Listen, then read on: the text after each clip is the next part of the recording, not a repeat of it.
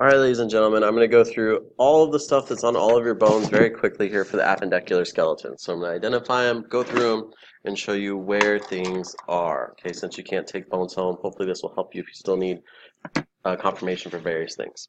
Okay, scapula. So on the scapula, spine of the scapula here, spine of the scapula goes to the acromion process at the end. If you flip on the anterior side, this is going to be the coracoid process that stands here. Okay, glenoid cavity or glenoid fossa is here. We've got our subscapular fossa, which is on the anterior side. Right, so again, anterior is next to the ribs. Right, you have your again spine. You have the infraspinous fossa. Superior spinous fossa, which is above, or supraspinous fossa, infraspinous fossa that's below. Then you have your border. So this is the medial border, lateral border. Okay, and then right here you have your apex. Okay. And then you have the superior border at the top. So, scapula.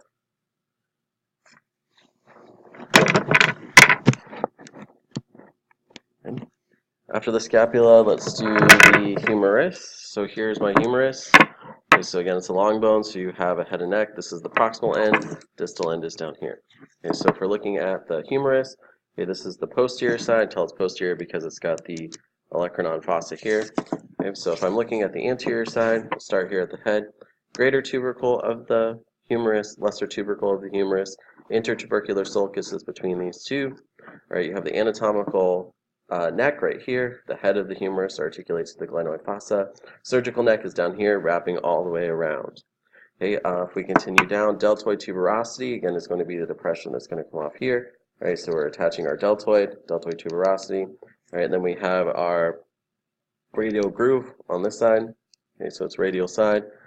We're looking at the distal end of our humerus after we go down the shaft of the humerus. Right now we're looking at our condyles. Okay, so here is our medial epicondyle. Here is our lateral epicondyle. Right, and if we're talking about our medial condyle, lateral condyle, or those are also your trochlea and your capitulum. So trochlea is your medial condyle, capitulum is your lateral condyle. Looking on the back, here's your olecranon fossa. We're looking for radial fossa and we're looking for coronoid fossa. Radial fossa is this side, again on the radius. Coronoid fossa is here where the ulna articulates. All right, so let's move down to the ulna. Here's the ulna. So we're looking at the ulna, then this is the proximal end. This is the distal end of the ulna right here. So in our ulna, we've got our olecranon, okay, which is this end of our humerus. Okay, so this point right here, your funny bone. Trochlear notch right here, right, articulates with the trochlea on our humerus. Coronoid process of the ulna is here. So again, you need to say of the ulna. Radial notch, all right, is this depression right here where our radius articulates.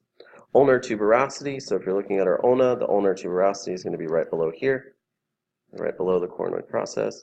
Head of the ulna, again, is on the distal end, so down here. Then we have our styloid process of the ulna, which is this point right here, styloid process. Okay. So again, your ulna is going to be, if you're looking at your hand, your ulna is going to be on the medial side. All right, I'm skipping the hand and feet because the hand and feet you already have a video. Let's talk about the pelvis.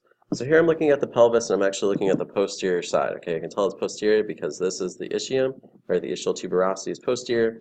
The pubic bone is going to be anterior. Okay, and I can tell that too because when I orient it, I want my acetabulum to be on the lateral side. Okay. So if I'm looking at this side, this end is anterior, this side is posterior. I know it's posterior because I have the greater sciatic notch. Okay, so following from the iliac crest at the top. Okay, so iliac crest is the anterior side, so anterior superior iliac spine, anterior inferior iliac spine. If we follow to the posterior side, we have anterior superior iliac spine, posterior superior iliac spine, and posterior inferior iliac spine. So again, posterior, superior, posterior, inferior. Continue that down, we get to our greater sciatic notch here. And if we continue that down to our ischial spine, and then from there we go to our lesser sciatic notch. So if we're looking at our ischium, again, this bone right here, right, we're looking at our ischial tuberosity, which is what you sit on. Okay, the ischial ramus, it comes up this way, so the ischial ramus is going towards our ilium and ramus here, so this whole bone again forms a ramus, so it's going also to the pubic bone, because they fuse together. Okay, so if we're continuing this way, this is my pubic bone, or pubis.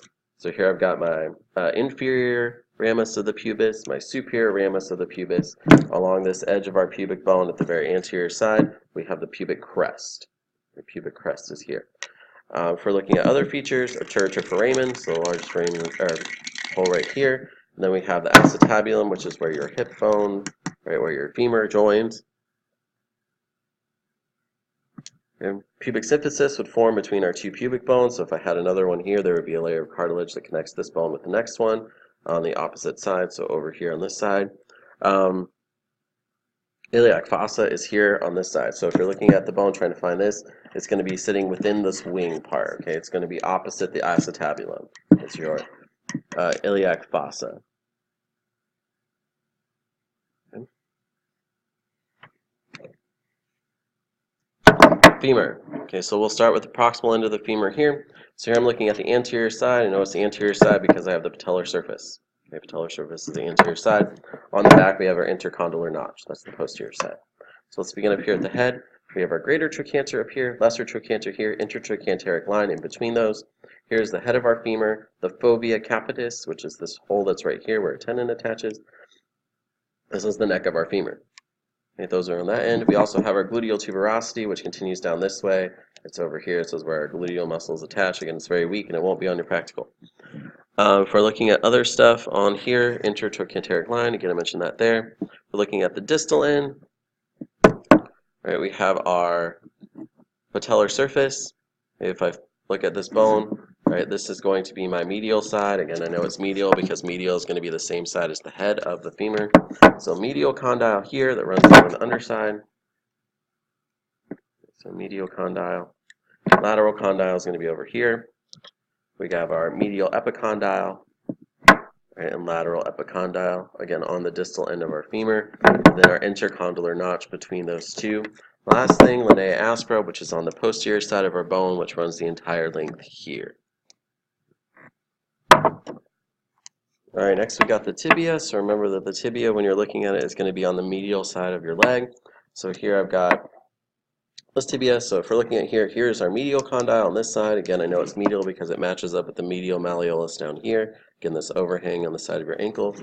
So medial condyle, sorry, lateral condyle. Between those at the top, remember you have the intercondylar eminence, right, that sticks up between them that articulates with the femur. Continue down from the head of our tibia, you've got the tibial tuberosity here. It runs down to our anterior crest, which runs the entire length of our tibia.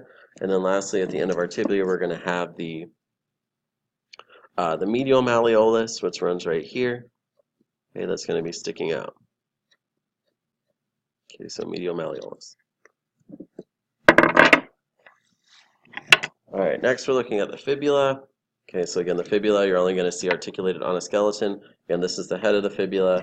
This is going to be the medial malleolus. I can tell it's the malleolus, lateral malleolus. I can tell it's lateral malleolus because this end is kind of hanging over. There's a flat bar here that's going to articulate with the ulna. Other bones that you guys need to make sure that you know is you need to look at the clavicle. Okay, so if I'm looking at the clavicle here, you have the two ends.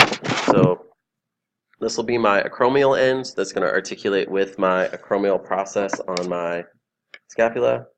Okay, and then this is the clavicular end, or the clavicle end. Sternal end of our clavicle. So this is going to attach to the sternum here. Okay, so sternal end here. This is my acromial or lateral end. Sternal is going to be medial. Okay.